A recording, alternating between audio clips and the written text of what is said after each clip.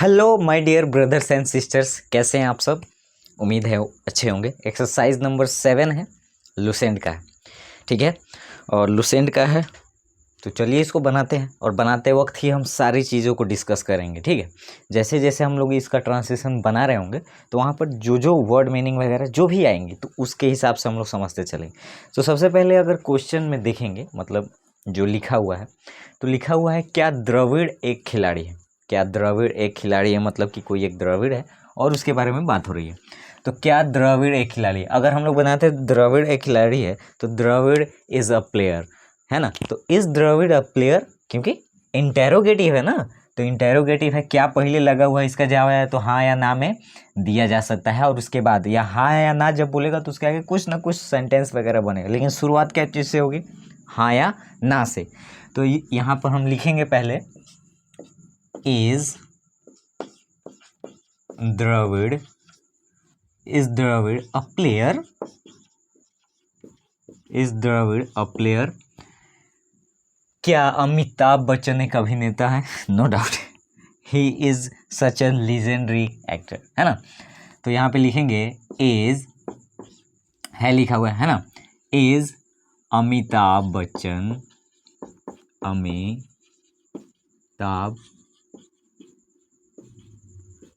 Bachchan, is Amitabh Bachchan an actor. अब यहाँ पे एन क्यों लगा, वेरी नाइस, यानी क्वेश्चन मार्क भी लगा। एन एक्टर इसलिए लगा क्योंकि यहाँ पर एक्टर बोल रहे हैं तो ए, यानी कि जो भी शुरू का उच्चारण हो रहा है वो क्या चीज़ हो रहा है, स्वर, बिल्कुल सही। तो अब उसका जब उच्चारण हो रहा है ना तो उसी के हिसाब से यहाँ पर ए एन लगता है, ठीक है। जैसे यहाँ पे ए प्लेयर तो प है, तो क ख ग ग जो भी हम लोगों ने सीखा हुआ है उसके हिसाब से। क्या लता मंगेशकर एक गायिका हैं, अभी वो हमारे बीच में नहीं है, लेकिन ये ट्रांसलेशन दिया हुआ है तो उसको हमें बनाना पड़ेगा, है ना। तो इज लता मंगेशकर, है ना, is Lata Mangeshkar a singer, है ना। सिंगर मीन्स क्या होता है, गायिका, क्वेश्चन मार्क। अच्छा, ये जब भी बना रहे हैं तो यहाँ पे समझ में आ रहा है या नहीं आ रहा है, यानी कि होता है ना कि देखिए ये जो भी जूनियर लेवल का जो भी ट्रांसलेशन है तो ये समझ में किनको आएगा, ज़रा ये भी देखिए, जिन्होंने या तो इसके पहले बेसिक्स वगैरह पढ़ा है, बिगनर्स वगैरह पढ़ा है, तो वो समझ में आएगा। कोई डायरेक्ट अगर यहीं पे आगे पढ़ रहा है तो लिटिल भी थोड़ा सा मान के चलिए पहले से कुछ नहीं जानता होगा इंग्लिश में, उसको ABCD कुछ मालूम नहीं हो तो वो कहाँ से सीख, मतलब समझेगा। तो उसके लिए तो पहले स्कूल में जाना है, ट्यूशन में जाना है और सीखना है कि कहाँ पर क्या है। हाँ, वो होगा तो हम लोग इस चैनल पर वो वाले वीडियोस भी अपलोड कर देंगे, वो जस्ट कमेंट करेंगे ताकि उससे मुझे मालूम चले, क्योंकि बहुत सारे ऐसे बच्चे हैं जो मुझे मालूम चले, क्योंकि मालूम है कि मैं एक टीचर हूँ, और मतलब कि टीचर हूँ ही तभी तो मैं पढ़ा रहा हूँ, है ना। और मुझे काम सिर्फ स्पीकिंग पे करना है, जिस वजह से मैं इसको थोड़ा सा आगे लेके चल रहा हूँ ताकि रिवाइज वगैरह हो, बहुत सारी चीज़ें हों इसमें, ठीक है। तो उसके बाद है यहाँ पे आगे बहुत सारी चीज़ों को हम डिस्कस करेंगे, जस्ट पहले उसको बना लेते हैं। तो सिंगर, यानी कि क्या लता मंगेशकर गायिका हैं, तो is Lata Mangeshkar a singer. क्या वे लोग गरीब हैं, are they poors, are they are poors, तो आर दे पुअर, है ना, आर दे पुअर। क्या लड़कियां तेज हैं, तो आर गर्ल्स इंटेलिजेंट, इंटेलिजेंट। उसके बाद में क्या लड़के होनहार हैं, तो यहाँ पे क्या लिखेंगे, आर बॉयज, आर बॉयज होनहार का ब्रेव, और होनहार मतलब स्कॉलर, यहाँ पे स्कॉलर का मीनिंग हमें याद है ना, are boys scholar, scholar SCHOLOR, ठीक है, स्कॉलर। उसके बाद में है यहाँ पे क्वेश्चन मार्क, क्या बच्चा खुश है। देखिए बच्चे और बच्चा में थोड़ा सा फ़र्क यहाँ पे नज़र आ जाएगा।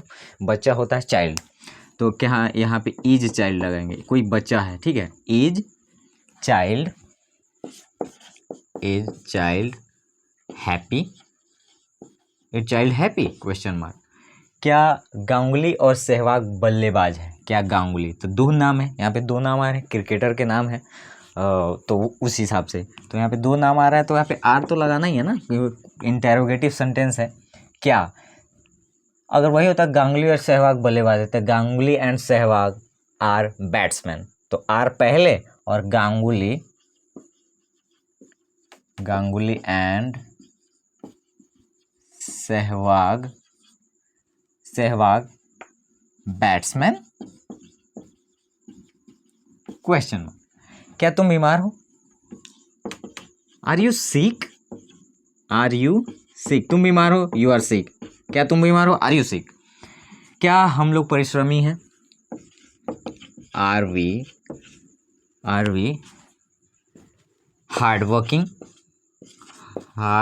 वर्किंग, मतलब परिश्रमी भी होता है इसका मतलब, are we hard working. Question mark, क्या महिलाएं परिश्रमी हैं?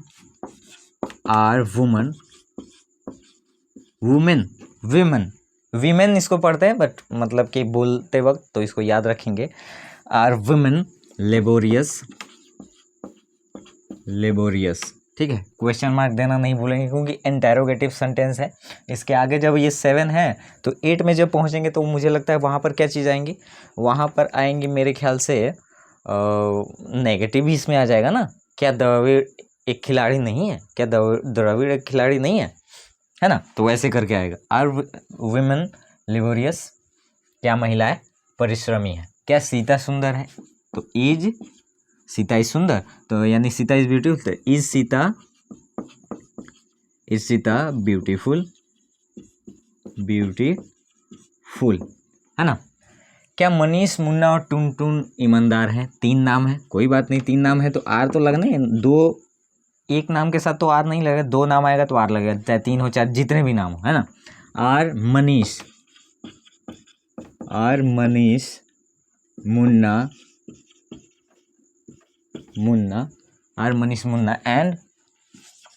And Tuntun honest? Question mark, है ना। क्या गुड़िया, पूजा और सिंपी नर्स है? आर तो लगना ही है ना। क्या, अगर क्या नहीं रहेगा तो गुड़िया, पूजा और सिंपी नर्स है, तो इसी तरह बनाइएगा, गुड़िया, Pooja and Simpy are nurse. तो जब क्या पहले आ गया तो आर पहले लिखते हैं कि नहीं लिखते हैं? आर गुड़िया,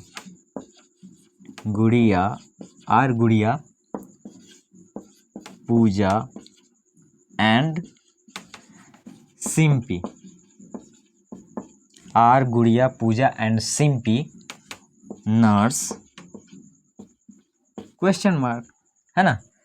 उसके बाद में है क्या पंखा खराब है? खराब का ऐसे होता है ना कि इट इज़ नॉट वर्किंग, मतलब खराब यहाँ पे थोड़ा सा मीनिंग चेंज होगा। क्या पंखा, is fan out of order बोलते हैं इसको, आउट ऑफ ऑर्डर, इसका मतलब होता है खराब। ये वर्ड मीनिंग है, एडवांस मीनिंग है, तो इसको याद रखेंगे, है ना। तो एक्सरसाइज नंबर 7 है जो कि बना करके हमने समाप्त किया। देखिए मैं कुछ चीज़ रिलेट कर पा रहा हूँ कि देखिए ये वीडियोस जो भी देख रहे हैं, मतलब देख रहे हैं तो मतलब कि देखने के लिए तो कोई भी देख रहे हैं, है ना, उसमें कोई काउंटिंग नहीं है। लेकिन स्पेशली अगर हम जैसे लोग मतलब कि स्टूडेंट हो तो देख रहे हो तो खास करके स्टूडेंट के लिए है। वैसे भी मैं स्टूडेंट ही हूँ, इसमें कोई दो राय नहीं है ना। तो उसमें कहीं भी डाउट वगैरह है तो वहाँ पे ज़रूर बनाने का भी होता क्या है ना कि क्लास में जब आदमी पढ़ा रहा होता है, क्लास में पढ़ा तो वहाँ पे बहुत सारे बच्चे होते हैं, तो बहुत सारे बच्चे होते हैं तो वहाँ पर थोड़ा सा पढ़ाना एक तरीके से सामने कोई ना कोई होता है। लेकिन यहाँ पर कई बार चैलेंजिंग हो जाता है, कई बार चैलेंजिंग इसलिए हो जाता है कि आदमी का मूड कैसा है, क्योंकि सामने कोई नहीं, देयर इज़ अ कैमरा, है ना, इसी को देख कर पाना एकदम लेंस में। यहाँ पे आपको मैं देख पा रहा हूँ, वहाँ लेंस जो दिखाई दे रहा है ना, उसी में मैं आपसे देख कर बात कर रहा हूँ। मुझे मालूम है कि उस पार बहुत सारे लोग हैं जो देख पा रहे हैं, तो ये सारी चीज़ें होती हैं। तो इसी तरह हम लोग आगे बढ़ रहे हैं और स्पीकिंग की जर्नी में हम लोग आगे बढ़ रहे हैं। देखिए बहुत सारी चीज़ें हैं जो स्पीकिंग आसान करेंगे, ये सब चीज़ अगर लेकर चलेंगे तो, है ना। तो मुझे लगता है कि इस वीडियो में और कोई डाउट है तो ज़रूर पूछिए, क्योंकि जब मैं स्कूल में ये सारी चीज़ें डिस्कस कर रहा तो मुझे मालूम चला कि बहुत सारी चीज़ें हैं, क्योंकि ये जो चीज़ें जूनियर लेवल के 6, 7, 8 यानी कि वहाँ से बच्चों के लिए, ऐसे कोई ज़रूरी नहीं 6, 7 का 8 का, अगर उसको पहले समझ में आ रहा है तो पहले से ही बना सकता है ना। और ये सब एकदम सिंपल सेंटेंस है।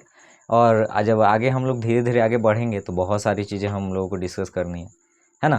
तो ये सारी चीज़ें, और मुझे लगता है कि अगर इस वीडियो में कोई भी डाउट है जस्ट कमेंट करना ना भूलिए, और मिल लेंगे फिर किसी नेक्स्ट वीडियो में, और उसमें फिर हम लोग डिस्कस करेंगे। तब तक के लिए टेक केयर, बाय बाय।